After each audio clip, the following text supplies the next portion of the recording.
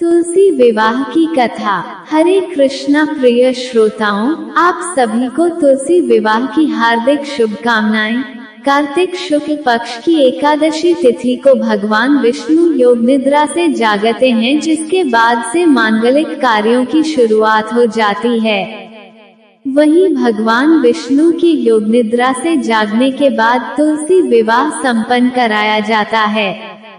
आपको बता दें कि इस साल 1 नवंबर को तुलसी विवाह मनाया जा रहा है। ऐसे में सुनते हैं कि तुलसी विवाह की कथा क्या है और वृंदा के तुलसी बनने की कहानी क्या है।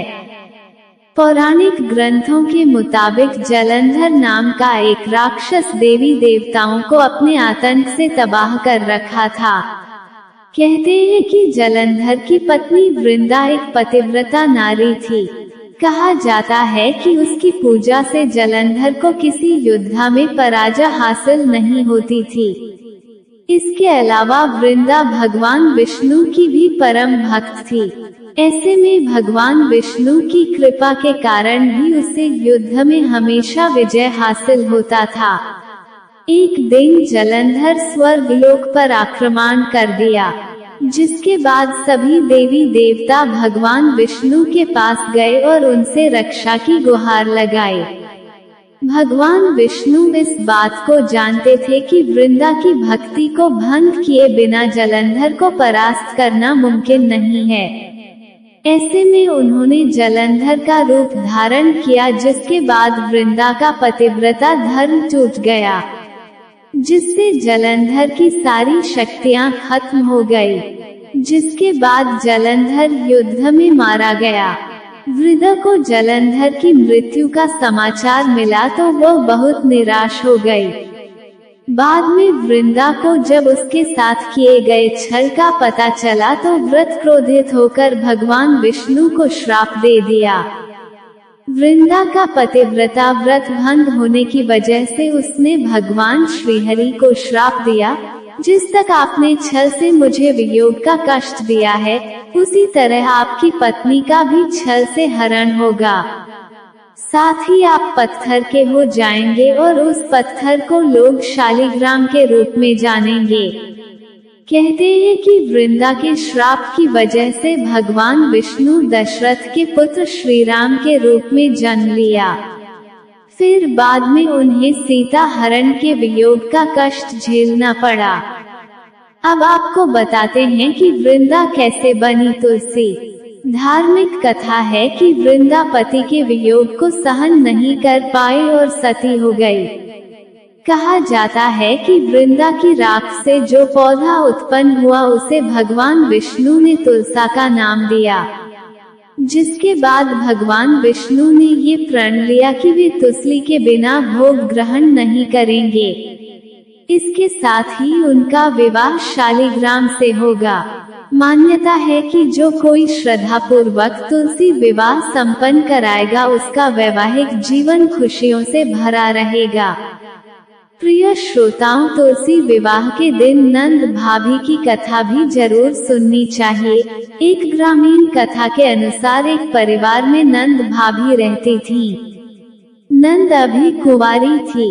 वह तुलसी की बड़ी सेवा करती थी, पर भाभी को ये सब फूटी आंख नहीं सुहाता था। कभी कभी तो वह गुस्से में कहती कि जब तेरा विवाह होगा तो तुलसी ही खाने को दूंगी तथा तुलसी ही तेरे दहेज में दूंगी। यथासमय जब नंद की शादी हुई तो उसकी भाभी ने बारातियों के सामने तुलसी का गमला फोड़कर रख दिया। भगवान की कृपा से वह गमला स्वादिष्ट व्यंजनों में बदल गया।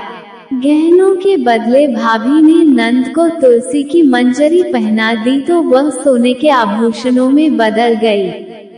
वस्त्रों के स्थान पर तुलसी का जनेऊ रख दिया तो वह रेशमी वस्त्रों में बदल गया। ससुराल में उसके दहेज आदि के बारे में बहुत बड़ाई हुई। इस पर भाभी को बड़ा आश्चर्य हुआ और तुलसी जी की पूजा का महत्व उसकी समझ में आ गया। भाभी की एक लड़की थी। वह अपनी लड़की से कहती कि तू भी तुलसी की सेवा किया कर, तुझे भी बुआ की तरह फल मिलेगा। पर लड़की का मन तुलसी की सेवा में नहीं लगता था। लड़की के विवाह का समय आया तो भाभी ने सोचा जैसा व्यवहार मैंने अपनी नंद से किया, उसी के कारण उसे इतनी इज्जत मिली, क्यों न मैं अपनी लड़की के साथ भी वैसा ही व्यवहार करूं। उसने तुलसी का गमला फोड़कर बारातियों के सामने रख दिया, परंतु इस बार मिट्टी ही रही।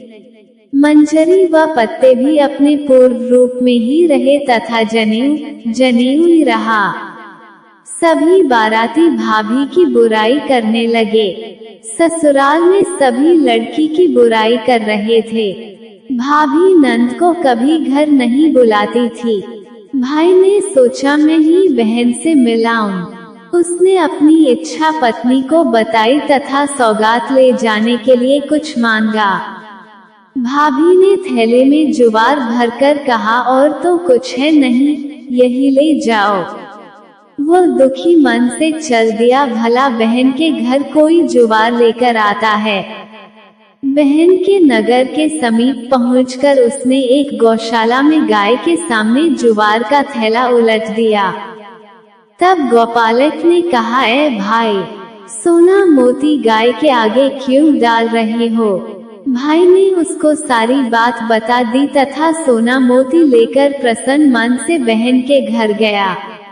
बहन बड़ी प्रसन्न हुई। कथा की लोकश्रुति यह है कि तुलसी की सेवा से दाम्पत्य जीवन सुंदर और प्रगाढ़ होता है।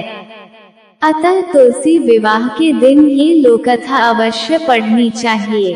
प्रिय श्रोताओं, ये थी आज की कथा। उम्मीद है कि आपको कथा पसंद आई होगी।